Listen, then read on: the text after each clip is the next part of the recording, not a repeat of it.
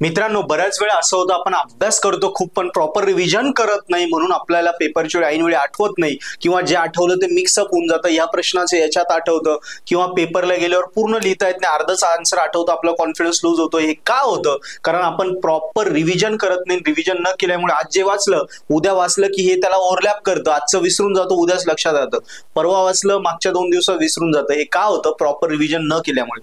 So मित्रा, काही गोष्टी सांगतो रिव्हिजनच्या. जसं मी मागची व्हिडिओ बघ, या व्हिडिओमध्ये तुला दिसत असेल, ची लिंक पण खाली डिस्क्रिप्शन देतो. याच्यामध्ये मी डिटेलमध्ये सांगितलं होतं की कशा प्रकारे तू अभ्यास कर, कशा प्रकारे त्याला रिवाइज कर. तरी इथे तुला क्लिअरिटी पुन्हा देऊन देतो. यस.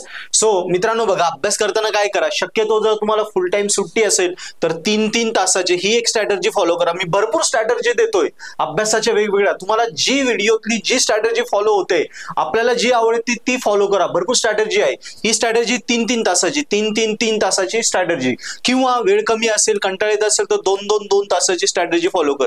याच्यात 6 तास तुझा अभ्यास होतो. ओके. आणि संध्याकाळी झोपण्याच्या आधी 7व्या ताशी तुला काय करायचं, या पूर्ण 6 तासाची रिव्हिजन करायची.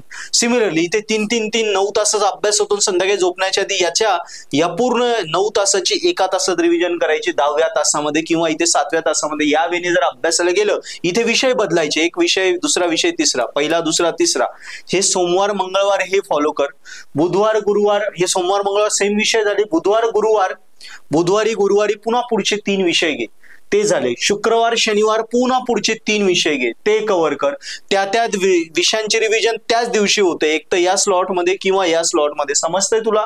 आणि मग रविवारच्या दिवशी किती विषय तुझे कव्हर झाले? 3 स्लॉट आले ना, 2 दिवसांच्या एका स्लॉटमध्ये 3 विषय होत आहे.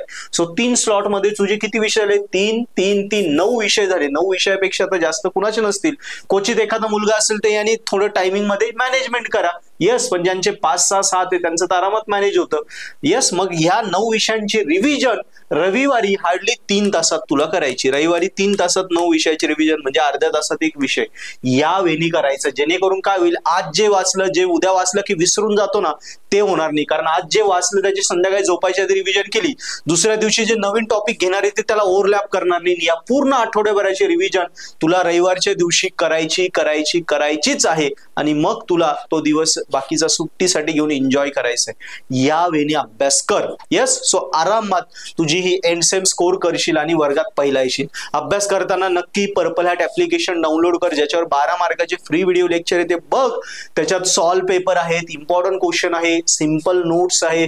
आणि कॉलेजमध्ये समजलं नसेल, कॉलेजला गेला नसेल, टॉपिक बुडाले तर व्हिडिओ लेक्चर मराठी हिंदीमध्ये त्याच्यात कोर्सेस आहे, त्यातनं टॉपिक कव्हर करून घे, जेणेकरून कमी वेळेत तुझा अभ्यास होईल. अभ्यास झाला की ह्या स्ट्रॅटेजीनुसार तुला अभ्यास मॅक्सिमम विषय करता येईल आणि अभ्यास कव्हर करून सॉल्व पेपर करून आरामात तू वर्गात पहिला येशील. सो नक्की पर्पल हॅट ऍप्लिकेशनवरनं अभ्यास